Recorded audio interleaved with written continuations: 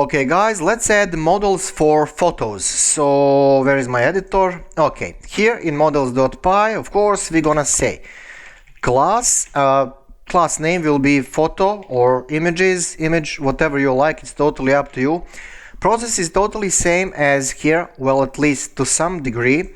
We're gonna say models and model, because this thing will provide us option to use all these character fields, email fields, textual fields, and such a thing. So yeah, now we need to deal with couple of different columns, dedicated ones. So every time when you have some kind of post, even textual post, you wanna have like a title of it and probably date when that thing is published. So photo title, let's call it like that, and models, and again this will be character field, and also we're gonna say that maximum length will be 200 characters, and we really don't need help text. Okay, so the next thing is if beside image you wanna have also text like blog post, you also need like body of that thing, body. So let's just call it photo body. So in that body there will be text plus image, not just one, you can have many of them. Okay, so because we don't work yet with images, this is just preparation and we will upgrade our photo model. So now we'll just use textual field. Okay, so text field. And guys, I promise we're gonna upgrade this. We must do that, but that will be done in a couple of next tutorials. First, we must go slowly to understand this thing. So textual field, and you don't need to specify. I think I don't know. I'm gonna just say maximum length also here. For example, well, 4,000, let's say, characters. Okay, and even more. But yeah, let's just have it at 4,000 at the moment. And now what about date when this thing is published? Well, you can say created. So this is a name of column. And now we're gonna say models.date time field, datetime field, and we need to have time at the moment. So how to do that? Well, this is classical Django stuff. I'm not inventing this. You need to type exactly this: default equals time now, datetime now, which means that you need to import something because you don't have like at your disposal at the moment. So right here at the top you're gonna import that. So from datetime import date time. So now you can use it down there safely. Okay, so what's next? So every of these photos they need to be in some kind of category, because you're gonna probably boost this CMS to be big like. So those categories are right here. So how to connect something from here with this thing? Well, let's do that. So photo category, this is dedicated column in a table, equals models dot, and oh, I forget here models dot foreign key. Foreign key, how to type this in English? Foreign key. I always confuse myself with that. So now we're gonna target these categories. So this foreign key, just imagine that that thing is like a cable between this thing and that thing, between that thing and that thing. So just, it's like physical cable. It's like a connection. Right, so foreign key, what are we targeting? Categories. So category, uppercase C. And now we need to set what's gonna happen, for example, when we delete these categories for some very weird reason. We just decided we wanna delete them. Well, we don't wanna delete also entries. So yeah, if you delete categories, you wanna have still photos somewhere in your table. So How to say that? Well, on delete, if that delete happens, equals models dot set null, and when you're dealing with HTML forms, you don't need to specify, for example, these categories if you don't want to. Okay, and that's also stands for when you're working in Django administration. So how to say that when we are talking about forms?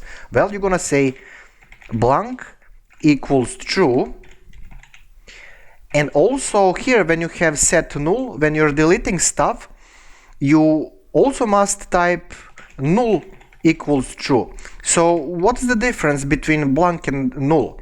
Well, the difference is blank is related to HTML forms, and null is related to actually what's happening in a table, in a database. Okay, so that's pretty much it. And yeah, I think now I need just to apply migrations. Okay, save. Where is my terminal? I'm gonna say make migrations. Make migrations. Create model photo. Let's check that. Where is that thing? 03 photo, I think. And yeah, there you go. So that's preparation. See, we have automatic ID, which is auto created primary, of course. So all these things down there are own custom tables, just ID is done by Django for us automatically. So this is just preparation here in 03 photo. So now we need to actually issue this. Okay? And it's easy, we're gonna say migrate. Migrate. And yeah, so when I do refresh, oh, I need to run server. Run server. And I don't see that. Oh, right, I need to also include that in Django administration. So just a second. Models, so see, name was photo. So now we need to navigate to admin.py, and also here we're gonna say photo. We need photos model, and down there we're just gonna copy paste this line, and then we're gonna change category into photo. And now I think that I don't need to restart my server. So refresh, and there you go. So see, again, we have s at the end automatically, and we are going to change that in models.py. Again, we're gonna use same class meta, and we can say verbose name plural, that it is something that we need, like hard-coded stuff, or it's totally up to you.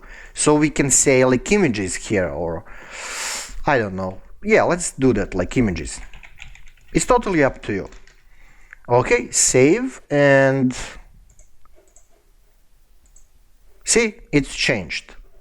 But you know, for simplicity reasons, I'm just gonna say like I'm gonna hard code photos here. Yeah, it is also same stuff as default, but you know, when we are having hard coded stuff here, well, let's also have it down there. It's stupid, but yeah, why not? Okay, so let's add something into our table. Photos, let's click and add photo. And guys, this is just a text for now, so a little bit later we're gonna improve our models. Photo title, photo like 1. As I said, I'm not creative with names. Photo body like photo 1 body, and date is done automatically. And here you can choose some category that is automatically recognized because that foreign key thing, or you can just leave it blank. And let's actually do that. Let's just leave it blank. So save, and there you go, without problems. Okay, but why we can do that without problems, you're probably asking? Well, because in models, see, you're using blank equals true, and blank equals true means that, okay, you can choose blank thing here. And now if you decide for some reason to put that image into some of the categories, you're gonna just click on that category. And also you can add that category right here. You don't need to go to categories here. So you can just click plus here and you can say like general category for images like 2. Where is my mouse? Just a second. Category 2. Save. And there you go. See, it is visible automatically. So let's just have it in category 2, some imaginary category. So save, and there you go. 2 categories and photos. Okay, photo object 1, this is kind of stupid. So again, we need to fix that. And same stuff. We're gonna just grab pretty much these 2 lines down there. We need to respect indentation, so you cannot have it right here. No, because we are in class.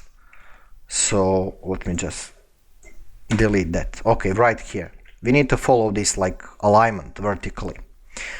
Yeah, so we will not target category name because obviously we are not into categories, we are in photos. So you can choose any of these columns or you can choose all of them. It's totally up to you. And you can fix that with string formatting. So I'm gonna just grab photo title.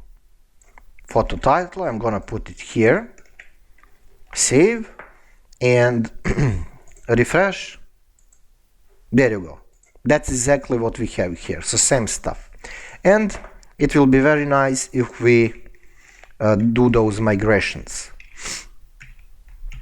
Make migrations, a little bit of changes. See, we have new meta for photos, obviously, and now we can just say migrate.